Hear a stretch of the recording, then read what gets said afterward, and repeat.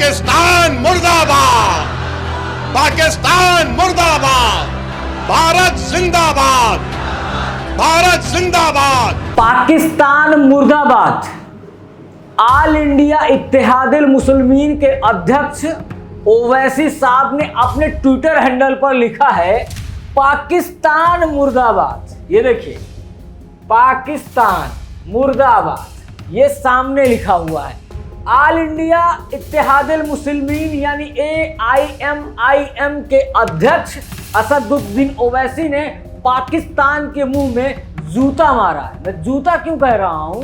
क्योंकि ये प्रधानमंत्री नरेंद्र मोदी का लगातार विरोध करते हैं, प्रधानमंत्री की नीतियों का विरोध करते हैं।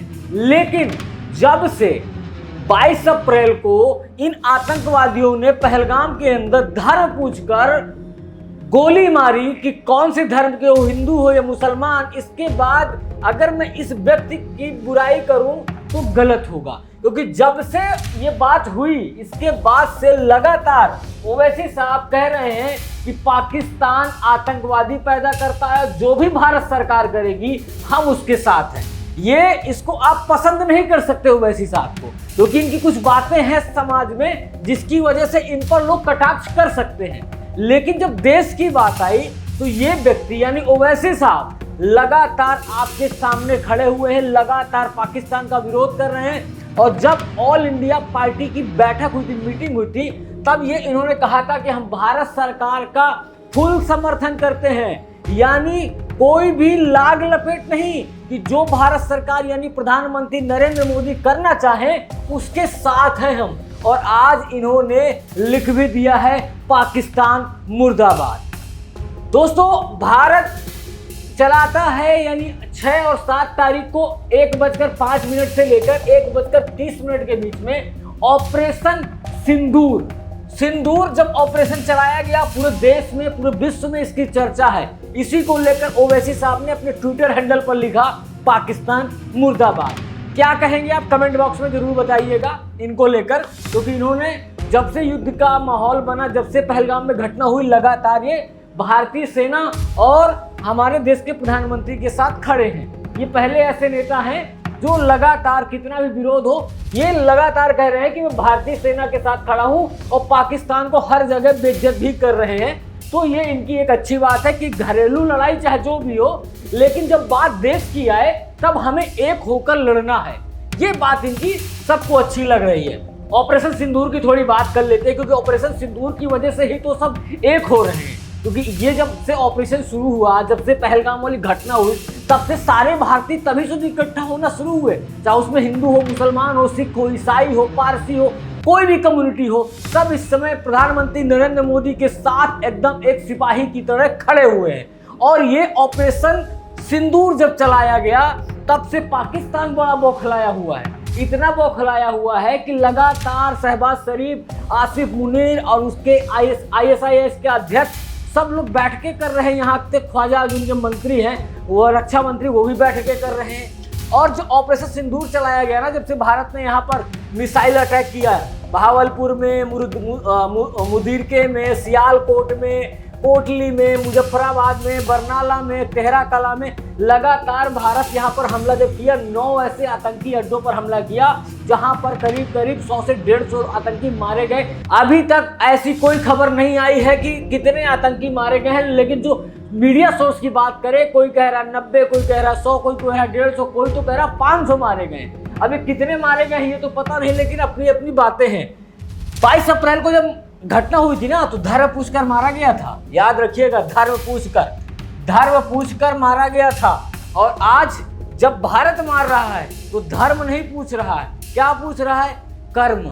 कर्म कैसे? आतंकवादी हो तो मार दिए जाओगे, अगर सिविलियंस हो, भारत के लिए हो, मतलब अपने देश के लिए हो, कोई भारत से मतलब नहीं। अगर तुम दूसरे देश पर जाकर आतंक फैलाओगे तो तुम्हें मार दिया जाएगा। तो यहाँ पर क्या इन्होंने मारा था 22 अप्रैल को? धर्म पूछकर। भारत क्या करके मार रहा है? कर्म पूछकर। याद रखिएगा, भारत कर्म देखकर मार रहा है। जैसा तुम्हारा कर्म वैसा फल मिलेगा। तो ओवैसी साहब के लिए तो तालियां होनी चाहिए, भले ही कितनी भी बुराइयां हो, लेकिन ओवैसी साहब के लिए तालियां होनी चाहिए।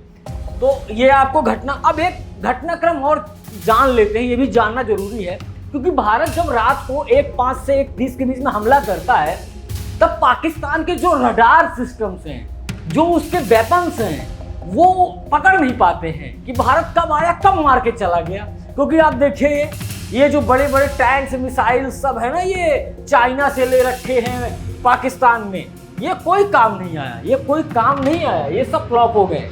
भारत आया और ये देखिए कैसे यहाँ पर मिट्टी में मिला दिया। देखिए प्रधानमंत्री ने कहा था ना कि मिट्टी में मिला दूंगा, मिला दिया भाई, सामने मिला दिया। और ये जो रडार वडार सब है ना, ये सब खत्म है भाई, इसमें कुछ भी नहीं है, ये सब फ्लॉप है। तो मैं ऐसा क्यों कह रहा हूँ, क्योंकि इतने बड़े बड़े होके पाकिस्तान के पास कि मैं भारत की मिसाइलें पकड़ लूंगा, मैं भारत को तहस नहस कर दूंगा, मेरे पास परमाणु बम है, ये बड़ी बड़ी गौरी शाहीन जो मिसाइलें हैं ना, ये कोई काम नहीं आ रही हैं, कोई काम नहीं भाई। भारतीय सेना है, जब घुसती है ना तो अच्छे अच्छे की फटती है भाई। तो देखिए कि भारतीय सेना, हमारे पास राफेल जैसे विमान हैं जो अपनी भारत की सीमा से खड़े होकर तबाही मचा देते हैं भाई, अपनी सीमा पर खड़े होकर तबाही मचाए हैं। और इधर देखिए हमारे पास, अगर बात करें ना कि पाकिस्तान अगर सोचे कि हम भारत पर हमला करेंगे, पाकिस्तान कैसे भाई हमला करेगा? हमारे पास S-400 है भाई, S-400 समझ रहे हैं, रसिया ने हमें दिया हुआ है, ये खड़ा हुआ है सीना तान के, आओ तो हिम्मत है तो हमला तो करो। S-400 है हमारे पास, S-400 वो जो बड़े बड़े देश मांगते हैं, और भारत के साथ तो S-500 की भी डील हो गई है ना, जो कि चाइना भी मांग रहा था, चाइना को नहीं दिया गया लेकिन भारत को दिया गया S-500। तो आप समझ लीजिए कि हमारे पास क्या कैपेबिलिटी है।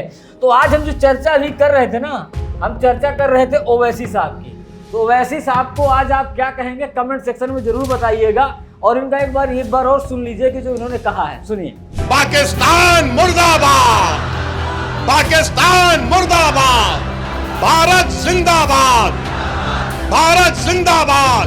सुन लिया आपने, ये है ओवैसी, कह रहे हैं पाकिस्तान मुर्दाबाद। इससे पहले ओवैसी के मंच पर एक लड़की ने कहा था पाकिस्तान जिंदाबाद। ये वाला वीडियो देख लीजिए।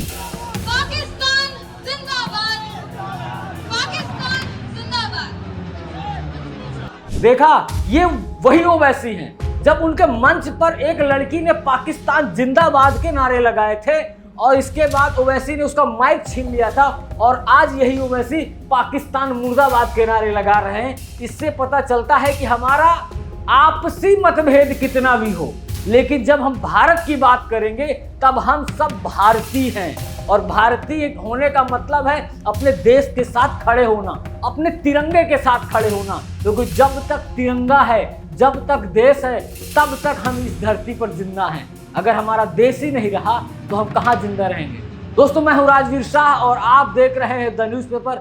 जय हिंद।